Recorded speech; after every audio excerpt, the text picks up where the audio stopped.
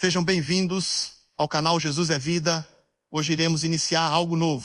Vamos lá. Você já parou para pensar que os maiores segredos da humanidade podem não estar enterrados em pirâmides ou escondidos em cidades perdidas, mas sim nas páginas de um livro que talvez esteja na sua estante? A Bíblia não é apenas um livro de fé, é um arquivo de mistérios, profecias e fenômenos que a ciência moderna ainda tenta decifrar. Hoje, vamos desvendar 10 desses enigmas bíblicos que vão te deixar completamente perplexo. Prepara-se, porque o que você vai ouvir pode mudar a forma como você vê o mundo para sempre. Vamos começar com o segredo de Matusalém. A gente aprende que Matusalém viveu 969 anos, o homem mais velho de toda a história.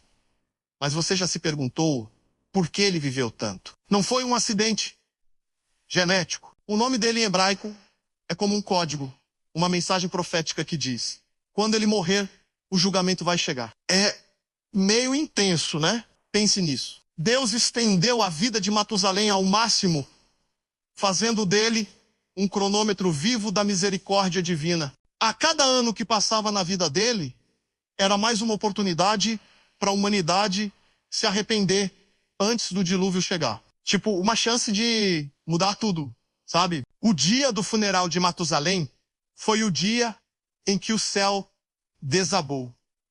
Deus não conta o tempo como nós, em segundos e minutos. Ele conta em oportunidades e paciência. E isso levanta uma pergunta assustadora. O que Deus está adiando hoje por amor a você? Agora, vamos para uma criatura que parece ter saído direto de um filme de ficção científica. No livro de Jó, capítulo 40, Deus fala sobre um animal incrível chamado Behemoth. É uma criatura fascinante, cheia de mistério. Ele fala que seus ossos são como tubos de bronze e sua cauda se move como um cedro. Um cedro é uma árvore gigantesca, forte e imponente. Muitos estudiosos tentam dizer que era um elefante ou um hipopótamo.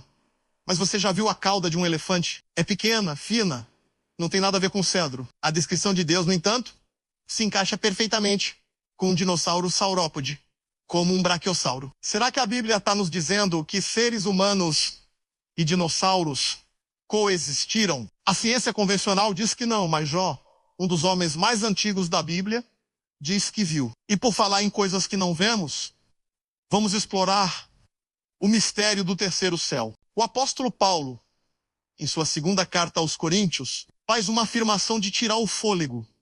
Ele diz que foi arrebatado ao terceiro céu.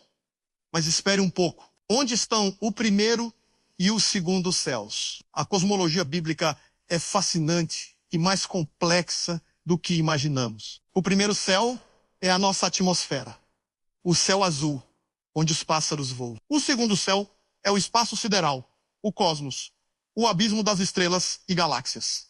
E o terceiro céu é a dimensão espiritual, a habitação de Deus, onde seu trono reside. Isso significa que você está, neste exato momento, cercado por múltiplas dimensões que seus olhos não podem ver, mas que a Bíblia já mapeava há mais de 2000 anos. Muitas pessoas zombam da história da Arca de Noé, imaginando um barquinho de madeira superlotado. Mas a engenharia por trás da arca é algo que deixa especialistas modernos de queixo caído. Em 1993, cientistas de um instituto de pesquisa naval na Coreia do Sul decidiram testar as proporções dadas por Deus a Noé. Eles criaram modelos em escala e o submeteram a ondas simuladas de até 30 metros de altura, o equivalente a um tsunami.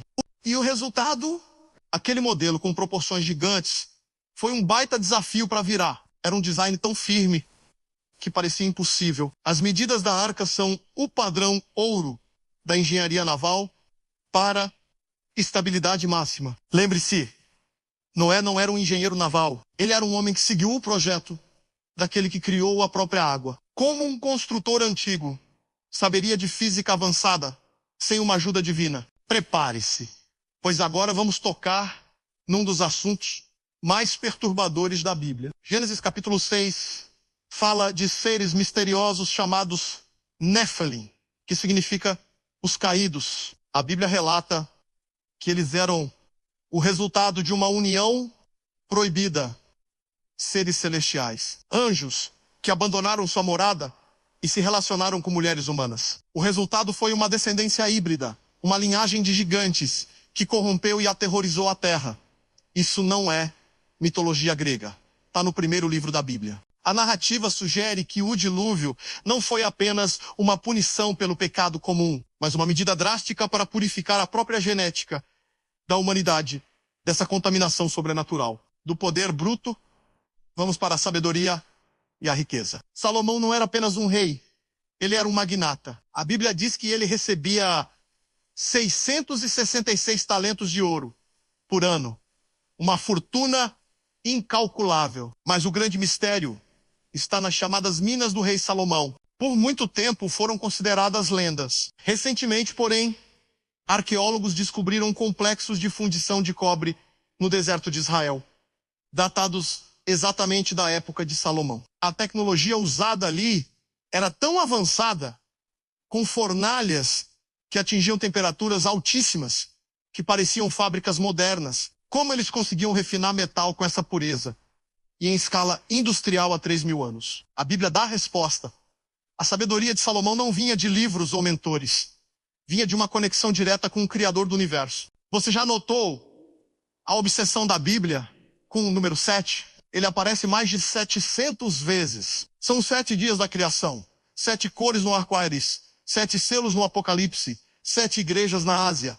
A parte mais louca é a matemática. No primeiro versículo da Bíblia, Gênesis 1:1, no hebraico, são exatamente 7 palavras. E não para por aí. O valor numérico de cada letra e palavra, usando um sistema hebraico chamado gematria, revela múltiplos e padrões incríveis, baseados no número 7. É uma assinatura matemática tão complexa que seria impossível de ser forjada ou inventada por autores humanos. Naquela época, é como se fosse o código de barras de Deus. Uma prova de autenticidade embutida no próprio texto. Quando pensamos em Sansão, imaginamos um gigante musculoso, certo? Mas se ele fosse assim, por que os filisteus ficariam tão obcecados em descobrir o segredo da sua força? Seria óbvio. A verdade chocante é que Sansão provavelmente tinha uma aparência comum, talvez até franzino. O segredo não estava nos seus músculos, mas na sua consagração a Deus. Sua força não era física, era espiritual. A Bíblia diz que o Espírito do Senhor vinha sobre ele, e nesses momentos ele realizava feitos sobre-humanos. Sansão é a prova de que Deus não precisa dos mais fortes ou capacitados. Ele capacita aqueles que estão disponíveis e se consagram a ele. Agora, uma profecia que se cumpriu diante das câmeras de TV. Há cerca de 2.700 anos, o profeta Isaías lançou uma pergunta retórica que soava como uma loucura.